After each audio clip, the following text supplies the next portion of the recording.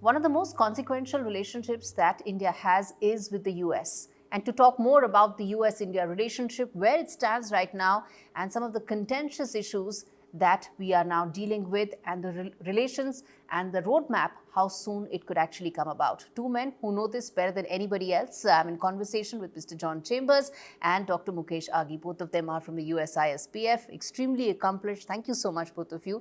Mr. Chambers, you're a former chairman and CEO of Cisco. You are the chairman of USISPF. Let me start by asking you, sir, the top 2 or 3 things in terms of the US-India relationship from a priority point of view that you think are likely to be your key focus areas in the next 12 to 18 months? Well, first, if you call me John, I won't feel old or formal. And I do form friendships for life, and that's what we're also doing, candidly, between the India and the US arrangement. When you think about the number one takeaway is 20 years ago, I bet on India as the most important strategic relationship to Cisco in the world. We made it our second world headquarters. 10 years ago, when Prime Minister Modi was elected, we formed US-India Strategic Partnership Forum, and we said, we're going to have a strategic partnership between two nations that nobody's ever envisioned, that would change the lives of people in each nation, businesses, and literally be the model for the rest of the world. A dream most people thought was too far, and yet it was not. We outlined each step along the way that not only would India be the fastest growing economy in the world, and remember 20 years ago it was number 12, today it's number 4, but we said when Prime Minister Modi came to the US, and I had the honor to introduce him at the Kennedy Center in the state visit, that India would become the number 1 economy in the world. That was when people suddenly realized the change that was occurring. But to do that right in today's world, you've got to have partnerships. And there's no partnership more powerful than the 2 largest democracies, the 2 best that could lead in AI on technology and direction. India has 1.2 million engineers a year, and the US has major economic strength and strong technology companies, and India's beginning to get a startup engine going. Third area for me personally, it's startups. You talk about the job creator in India. For the future, it will be the startups themselves. When you do something others have not done, it's going to be hard. And there are going to be bumps along the way. And if the first time you hit a serious bump, it comes apart, it means you didn't really have the trust there. I think what we built is not only built bridges, but a network, using my prior Cisco terms, between the top government leaders, business leaders, and direction. And when you talk to our memberships, they're 100% committed to investing more in India. And businesses have to make these decisions that we kind of think of, what is the news of this quarter or the next month? The businesses, when we invest, we have to bet 5 and 20 years out. So the key takeaways, India is going to be the number 1 economy in the world. You're on track for making that happen. You get there a lot faster with the US and India partnering. We can be the job creator together with startups and lead in innovation, and it can be very, very inclusive. That would be my key takeaways. So you mentioned several very important aspects, but if I bring you in, Dr. Aghi, this has been a year which many believe has been a year of 3 steps forward and 2 steps backward, if one were to look at the US-India relationship, simply because of the very volatile dynamic that we are all living in. As things stand right now, there is the prospect of a trade deal, but at the same time, there are several other parallel things that are happening, whether you talk about the rhetoric, whether you talk about the energy security issues for India, or even H-1B. So across the board, as I said, volatility has been pretty much the big dynamic this year. In your assessment, how soon are we going to get out of this uneasy situation that is there for the immediate and move on to some of the longer term direction that Mr. Chambers highlighted? Please call me John. John, yes. Well, there are couple of factors.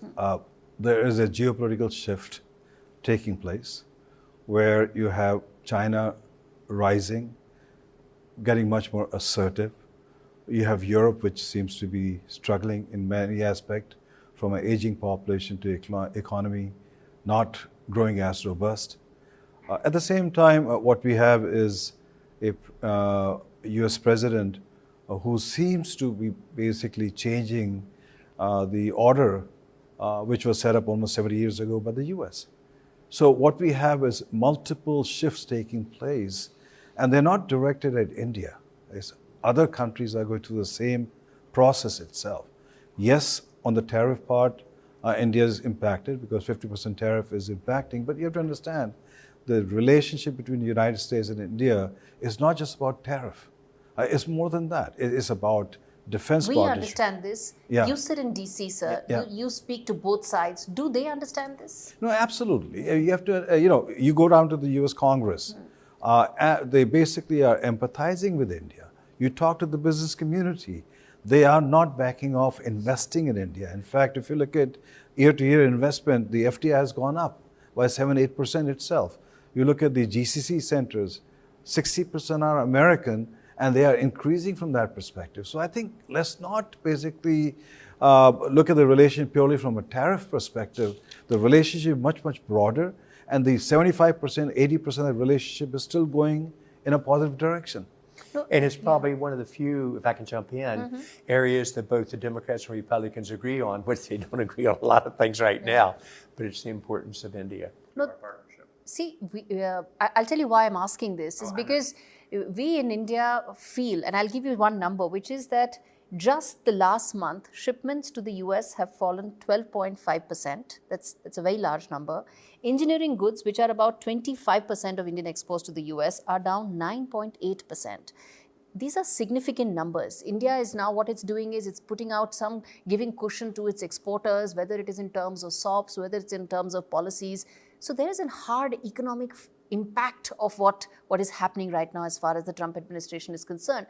And the sense we get is that's beginning to dominate other aspects of the relationship. You mentioned about technology, you mentioned about startups, you mentioned about long-term collaboration. Yes. All of that seems to suddenly be outweighed by this immediate discussion around tariffs. You want to take that, sir? And then we talk about some of the other aspects. Let me just say, yes, the tariffs, exports are down by 12%.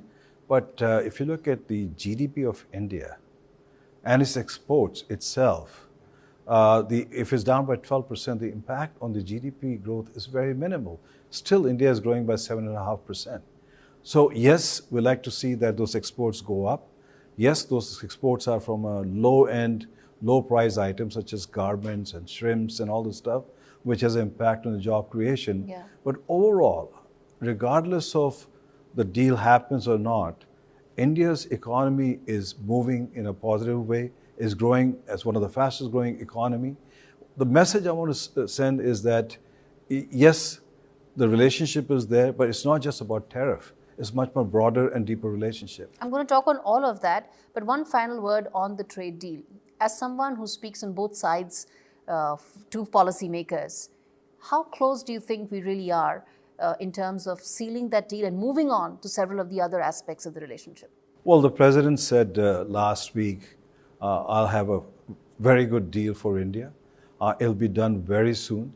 And basically from the India side, they have concluded everything. Yeah. Now the ball is in the US side. And hopefully, in the next few weeks, President will announce that. All right. And you said it very well. You said, how do we get our focus off transactions? And it's an important transaction and get it back to transformational examples.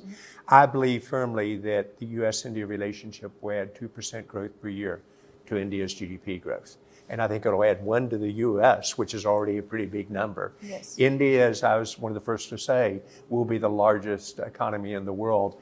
I think the two of us together can make that happen. Could we have done it smoother? Absolutely. But I think you become stronger when you learn to deal with problems and work it through, as opposed to you have a problem and all of a sudden you begin to revisit 20 years of tremendous positives on it. In terms of technology, an area that you understand so well, what do you think could be the kind of opportunities that an India-US technology collaboration, it's already there, but the next frontier, so to say, where do you think that will be? The next frontier is clearly AI. Remember, just 2 years ago, people couldn't even spell it. Prime Minister Modi said America and India in terms of leadership. I've been in AI for 8 years. I have 10 unicorns, 2 decacorns, all AI in terms of the direction.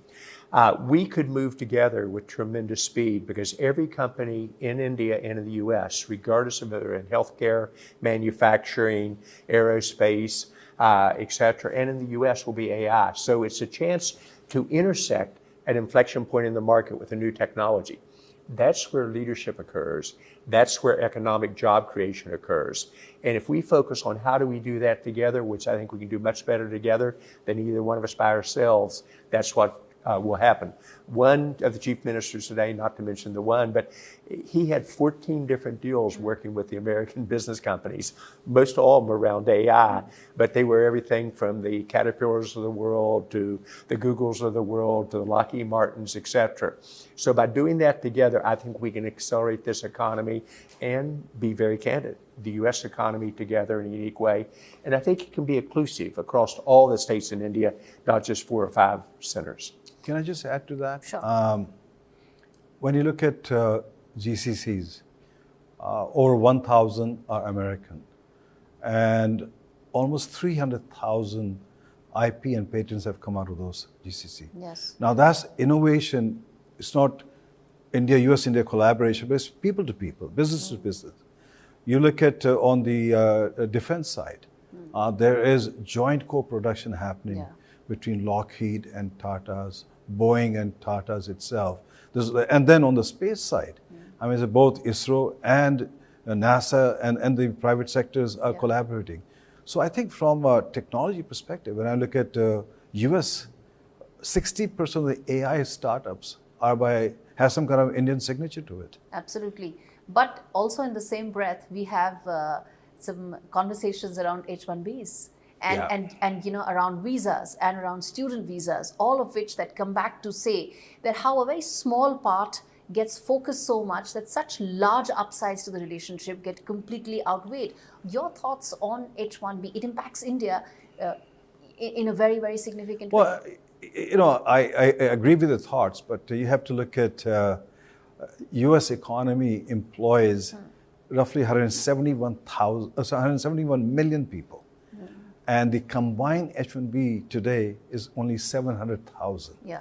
So that's not a big number for the large pool. That's number one. Two is, yes, 70% of the H-1B goes to Indian itself. The impact is not much there by putting a $100,000 fee, because when you take the $100,000 fee and spread over 6 years, it's only $15,000 a year. Okay. And so I don't think that's going to slow down. When you talk to the companies, they're not slowing down hiring on H-1B. Yes, the low-end jobs probably will move offshore, but the high-end they'll just pay the fee and continue with that. Even if you look at the startups, you probably already know this, but out of our large technology companies in the U.S., half of them are led by Indian diaspora. So the trust is huge. Out of my startups alone, 60% of them are headed by a CEO who is Indian in terms of their background.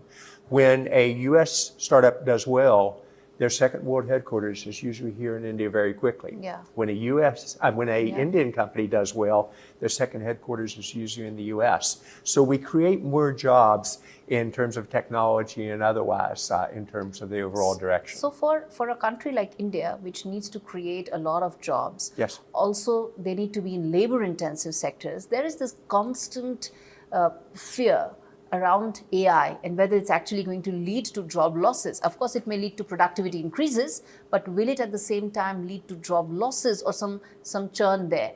As someone who understands this sector so well, your thoughts on clearing that I doubt? think the concerns are valid. And it's important when you raise an issue that we say yes, and here's what we can do about it. Did the internet in the 1990s destroy a huge amount of jobs? Absolutely. But it created multiple times more jobs than it destroyed. And society made a transition from it being a techie issue to the internet all of us use. AI will move at, unfortunately, 5 times the speed and 3 times the impact, including productivity. So that means it's going to probably destroy 3 times the number of jobs. So we have to say, how do we develop our workforce? How do we change the education system in India and the US to do this?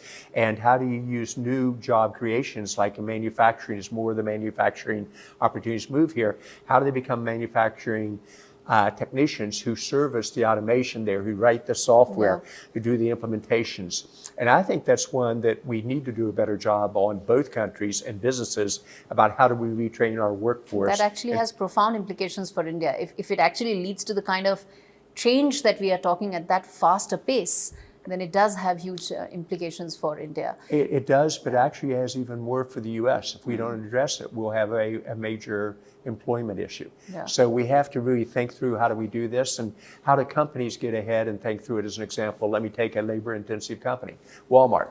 And I interviewed their CEO on a podcast just about 6 weeks ago. And Doug Millen basically outlined how his company was going to use AI, and he will move all of their employees to AI. But he'll do a combination of technology and human capability and educate his workforce and bring it up market. But where we're both going to is unless you have a very vibrant job creation market in small businesses, and businesses don't start to hire in volume till they reach, in my terms, if every company's going to become technology, they need to be almost at the rate of a unicorn, which usually takes 12 to 15 years. So we need to accelerate that, and we need to create more of these companies in India and in the US that will employ the jobs for the future. That we need. And what's the word coming in from corporate India as well as big corporations in America? When you talk about investments, you mentioned that there's a lot of interest in America to continue investing in India and speed up in several sectors. You've been speaking to CEOs, sir. What's the word out? Sectors that they like, areas that they prefer? Well, the last 90 days I've talked to over 70 global CEOs in the US, and not a single one has said they will reduce their investment in India or move their supply chain out of India. In fact, they're talking how they increase their investment in India. So in every aspect, what we're seeing is that American companies are committed to tap the growing domestic market, at the same time leverage the talent pool here so they can be globally competitive and efficient. Now, as far as what sector goes, we are seeing basically in the biotech area, we're seeing in the defense area, we're definitely seeing in the chip design phase, companies like Qualcomm are coming in and increasing their investment. We're looking at both from the medical devices side. So I think what we're seeing is investments coming in multiple sectors, and not these companies are not backing off. They're not only not backing off, they're increasing their rate. There's a lot of confidence in your government. I'm a Prime Minister Modi fan, but his vision of a digital India is really what's driving the economy in the direction. And we just did a session with multiple parties in terms of your legislative group. And there's a common goal in terms of how can this happen in terms of the direction. So I think when you have a government leader really buying into that, and with President Trump, he buys into AI as well. That's when you can really get a country to move fast. India is also going to be hosting the 3rd edition of the AI Summit next year. And we're really hoping that, cutting edge technologies really take off here in India. But one thing I want to ask you is, you mentioned about speaking to CEOs and their appetite for India that's growing. At a time when there's so much of talk around India becoming a China +1, at the same time, several quarters in America feeling that they need to probably, if not China-proof, at least reduce their dependence to China. How is all of that panning out right now, from investments into China vis-a-vis investments into India? I'll take a crack at it if I may. And for your viewership, I would say I'm close to being an expert on China. I opened Wang Laboratories, Ventures in China, and as I alluded to earlier with Jiangxi Min, outlined a strategy for bringing manufacturing to China and the direction. But as China became very nationalistic and was going to win at the U.S.'s expenses, and I would argue at India's expense, that's when things changed dramatically. So I think there's a trust in India, partially because of a democracy, but also the relationships we built on multiple levels that not only plays to a China +1 philosophy, I'd say a leadership philosophy that India can win and lead on it. And I think that is in the U.S. best interest, and I think it's also in India's best interest. So having watched this very close, I personally think the Chinese made a mistake in terms of intellectual property, in terms of creating trust, and breaking apart the supply chain in terms of direction. I think those all play to India's advantage. Your thoughts? How are they looking right now? So I think the challenge is we have a shortage of talent in the US. So what we are seeing is high-end manufacturing moving into the US, but the low-end manufacturing, where we have a big shortage of talent, is moving into India, for example, as a country. Let's take the example of chips. And that's where I think there's more collaboration taking place between India and the United States. US has embarked on setting up 4 or 5 major chip plants, and those are 7 nanometers and below.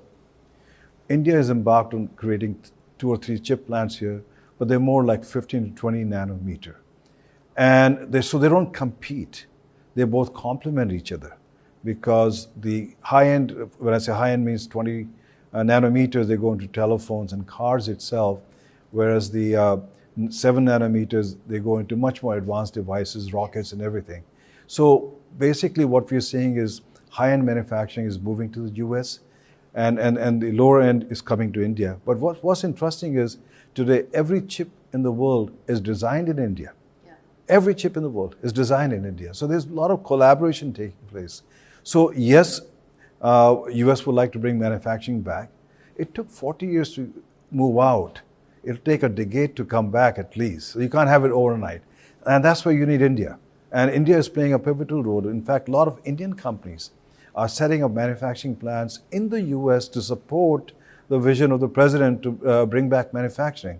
Okay. So I think from that perspective, I don't think there's a competition, it's complementary. In fact, I would say that America First and Atmanirbhar Bharat complemented each other. Okay. You know, it's fascinating watching the group downstairs that we just finished with. Mm-hmm. We had all the 4 major hyperscalers, all of them focused on India as a partnership, and Google led with that. One example, 15 billion, which is the largest investment that's been done in India. Every time you see them invest here and build out data centers, each job you create in that core and building out the data center, you create 8 more jobs. And those jobs are all local in terms of supply, helping to build. So that's the multiplier effect. Exactly, you nailed it. And we saw the same thing in terms of the major software players coming here at a large level. That's where I think we can multiply it very well. You said it better than I did. I need to come over there and interview you, and you need to be here. No, sir, that was very well explained, and I think we've covered almost the entire gamut of the US-India relations. And as we wrap things up, final word I want to ask is that there's going to be a new ambassador from US. He's been confirmed by the Senate. Sergio Gaurie is going to be here soon. Again, as someone who wears 2 hats and is on both sides, what do you think should be his priority number 1 to ensure that all the areas that you highlighted, that we spoke about, sort of get down on a fast pace? Well, the good thing about Sergio is that he has direct access to the president. And so he can reach out to the president on whatever issue needs to be addressed. Today, the challenge America has is to create jobs. A lot of jobs, especially for blue collar, they're critical. Jobs which needs to come back. And that's where I think both countries can work together and collaborate from a job creation. Indian companies are investing in America. I mean, say if you look at last couple of years, $40-50 billion worth of investment has taken place. I mean, say look at the Indian generic companies are setting up plants in India to provide cheaper drugs to the American citizen. So I think his objective would be to see how you basically create more jobs in America by partnering with Indian companies. Second part, I believe, is important to understand is that India is a strategic partner of the US. And that relationship should not go disarray. And so his job is to make sure that it comes back to the track itself. And that's what he's going to focus on. And I'd modify that with 2 other thoughts. The first is I had a chance to meet with Sergio, and well before he was coming this way in terms of the direction. He understands the challenges. The most important thing he has is 100% of the president's support. And the president he's a political appointee himself. Yes. The second thing I'd love to see him do, and I shared this with him, is when he comes to India, don't just go to Delhi. Get out and spend the time in the States. Get to know the people. Why do I care about India? I fell in love with your country, I fell in love with the people, and then I fell in love with the opportunity. And I think we need to view the total India, just like many people in India need to view the total US in terms of the opportunity here. That's, I think, very well said, sir. Thank you so much. And yes, you're right about the fact that he's a political appointee, not a career diplomat. probably ensure that the frayed tensions and the nerves that are there will probably be smoothened sooner rather than later. I'm going to wrap this up here. Thank you so much, both of you, for highlighting the US-India relationship, the long arc that is there, and how we needn't just focus on the tariff bit. Thank you. Thank you. Thank you very much.